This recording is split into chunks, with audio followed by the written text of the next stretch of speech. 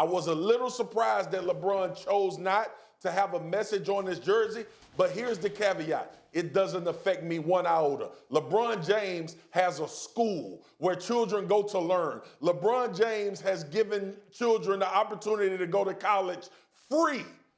Free, Jay Will and Stephen A.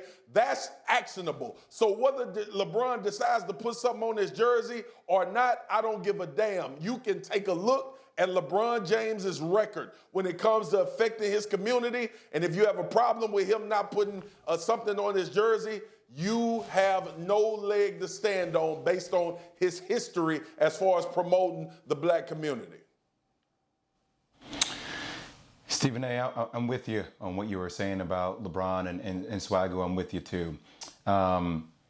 I don't want this question to take us away from what the bigger topic is, though. And S.A., you alluded to this. You know, when obviously Kyrie Irving and Dwight Howard were talking about taking a stand, and one of the questions that Avery Bradley posed to the media while they were going through this initiation of what this process was going to be like for them at that time, you know, he said, hey, NBA, hey, networks, hey, sponsors, what are you doing to combat systemic racism? What are you doing? What is your plan of action? Now, I think a lot of that has gotten lost since guys have came back to play. And, you know, I talked to Dwight Howard last night. He's obviously in the bubble dealing with missing his child's birthday and things of sort while he's down there. But I don't want to lose sight of that because I think that's really, really important. And I think this is where I know the NBA has a lot of things going on, obviously trying to get this bubble up and going, getting guys to focus and play and get games up and obviously keep down the rate of COVID within the bubble. And you've seen teams like FC Dallas and other MLSL teams struggle with that, which is going to be a challenge for the league. But ultimately, guys, I'm still waiting to hear a plan from the NBA. Like, I want to see a full-on plan about what they are going to do to actually push for change.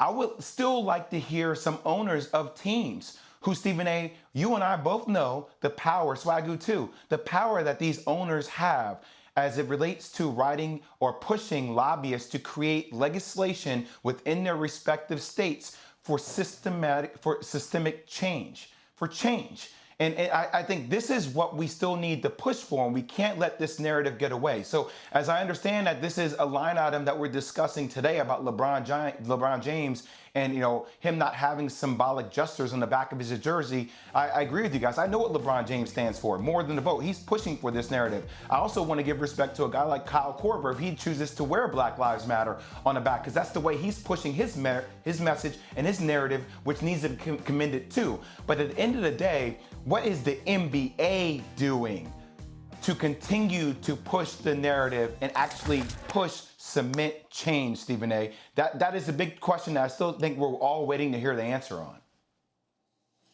Well, listen, I appreciate that perspective, Jay, and I certainly don't disagree with you, and I certainly didn't mean to come across, in case I did, that knocking Kyle Korver No, yeah, I'm with you. No, I get it. We're on the same page about that, yeah. I'm just talking about it. Just in the grand scheme of things, it didn't mean that much, but I applaud Kyle Korver for his sensibilities there. Also, to sit up there and to be completely forthcoming about the LeBron James situation, for what I've been told, you know, there's something that he wanted to put on the back of his jersey that the NBA would not approve.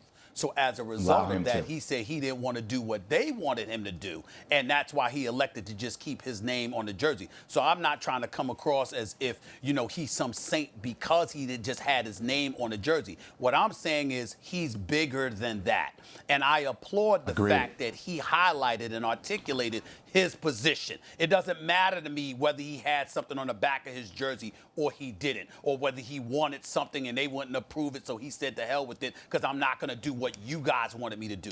What matters to me is that he's about so much more than just that. You got guys that literally think they're doing something because they're pushing for something like this. They're really literally expending their efforts and energy on something like this, as opposed to so much more they could be doing. And we've got to pay attention to that. Because, for example, guys, let me throw this idea, and Jay, you're going to appreciate where I'm going with this. Trust me, and I think you will too, Swagoo. There is something called PACs, a political action committee. What that does, what PACs do essentially take revenue, right? They take money, and they use that money to basically influence legislation on Capitol Hill. We see lobbyists doing this with politicians all the time. Do we not?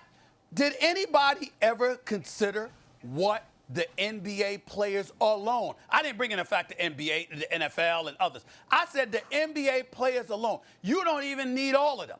You don't even need most of them. Let's just say the top 20 players said, you know what, I'm going to contribute about $100,000. I'll call it the Black Pack. How about that? The Black Political Action Committee. How about that one, y'all? A BPAC. About the top 100 players, about the top 20 players, all making at least $25 million a year. We gonna contribute $100,000 a year to the Black Pack, all right? And we're going to get with knowledgeable people with influence.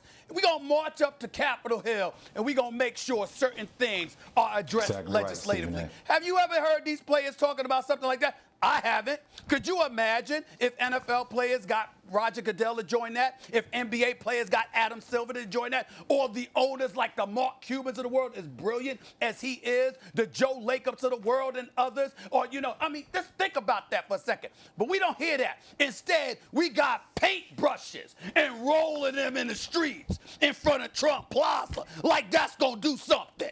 This stuff just drives me crazy because it makes no sense for you to think, yeah, it's symbolic. Yes, Marcus, it has its place, like I admitted to Max on several occasions. But in the end, when you talk about really making a difference, is that going to cut it? Does a paint job on Fifth Avenue influence you? It don't influence me. It don't influence me. Does it do that for y'all? A paint job? But